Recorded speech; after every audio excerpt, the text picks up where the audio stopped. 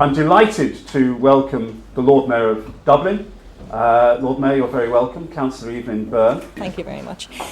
Well, good morning, and I suppose what I see as my role here this morning is to move away from the experts and the wonderful presentations that I've no doubt that you're going to get this morning, and to bring you back to the man in the street and the woman in the street and the child and the people that I'm meeting day in and day out in the city, and I suppose to share with you some of the thoughts, some of the questions, and I'm not going to give you any answers, I'm simply going to pose some of the questions that certainly 6 months into the mayoralty I feel are the kind of questions that people are posing to me.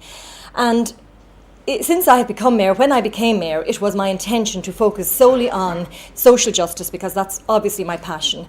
But obviously, when I became Lord Mayor, times changed literally instantly and the economy came to the fore. And so in the 6 months since I've been Lord Mayor of Dublin, the economy has been the main focus in the city.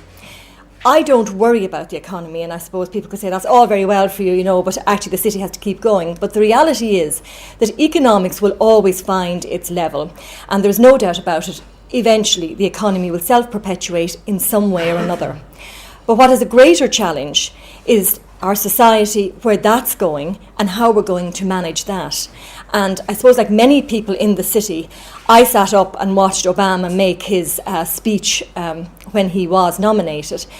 And the line that struck me most in that speech was when he said, "I don't want to see Wall Street flourish while Main Street crashes." Well, if I was to say something, that's what I would say, that I do not want to see the economy going wildly forward again, another bout of affluenza, and yet society still not answering some of the questions that we need to answer. We need to look at the type of values that we have espoused, particularly through the period of the Celtic Tiger. We developed economically certainly very, very well, and that economy did allow us to address some of the social issues that needed to be addressed in the city. There's no doubt about it. Things like poverty were challenged in some way. Certainly not enough. We certainly still have children living in unacceptable poverty in the city, but we addressed some of the issues. What we need to do now is to look at more of those issues. For example, did we become a society that valued the young over the old? If you go back 30 or 40 years ago in Dublin, we would have valued experience. We would have talked about people who were 40 years in a company, who had all of the experience. With new technology, with new ways of working, youth and I suppose technology became very much to the fore. That cost us in terms of how we valued our older people in the city. And one question I would now ask, what are we doing to redress that balance? What are we doing to bring back in the older people who had an experience which is a value in the city, and to make this a city of all of its people? And I know, for example, in City Council we've been looking at issues like housing, finding social housing, suitable housing for our older people in the city, and various other things through movements like the Lord Mayor's Commission on Older People, etc., to find a way to redress that balance and to make it a city that values all of its people. So one of the questions we do need to look at in terms of the city is how we value older people, how we value our society in general, and what values are really to the core. We've been talking a lot recently about leaders. The thing about leaders is, when you're looking for a leader, the first place you look is in the mirror. There's a lot of talk about what are our leaders doing. The reality is that the stock exchange and everything that's happening around doesn't impact as much on the man or woman in the street as the community leaders, the people who are leading their communities. How do we empower communities? How do we ensure that in each area we have people who are providing leadership for our young people? We had a shooting recently in East Wall. I got a phone call from the community in East Wall asking me to come down to talk to them. They didn't want to talk about being victims. There were parents who were saying to me, "We think our young boy is going to be the next shooter. Where do we go for help? How do we stop that happening?" How we stop it happening is by ensuring that we look to our education, we look to joined up thinking, we look to things like community policing, so that the efforts that we make are towards the people, towards empowering these communities, so that the leaders are not the leaders in Dáil Éireann, they're not the leaders at the Chamber of Commerce. They have other agendas.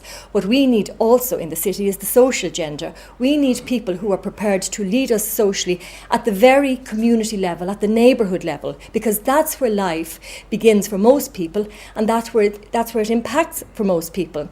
I would say to you as well that after 6 months in Dublin City Council, as Lord Mayor, you're asked to go to various functions around, which are City Council functions. It has come very, very clearly to me that a large percentage, if not 80%, of the functions that I'm asked to attend are in working class areas. So where are the middle class? How are we engaging the middle class in the city? Are we ensuring that at every economic, at every social level, that we are encouraging civic participation? If I'm not getting a grant from Dublin City Council, if I'm not looking to Dublin City Council for help with my flooding, what is my other engagement with the city? I may be a business person and I may engage with the chamber in terms of how my business is developing. I may have an interest in politics and I may go to a political party. But if I am the average man or woman of a middle class origin in the city, how do I engage with my city? And from what I have seen as Lord Mayor, I don't see very many routes.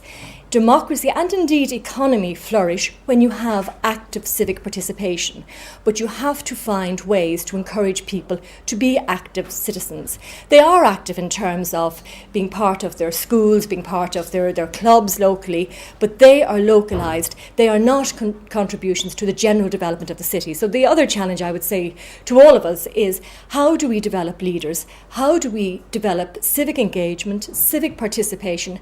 How do we ensure that men and women who don't need something from the city but have an awful lot to give the city are brought back in?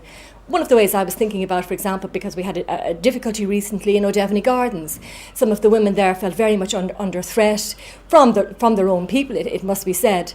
But I wondered about how we could get women from other parts of the city to be there with them in solidarity, because when I went to talk to them, they weren't asking me for anything. They simply wanted somebody to encourage them to say, look, you're not standing alone, we hear what your problems are, we're with you. If we could find ways of engaging different parts of the city together, then I think we would have a much stronger civic society, first of all. We would have greater participation in the city at all socio-economic levels, and we would therefore have a flourishing and, if you like, an economically vibrant city as well, but that would certainly come further down my agenda.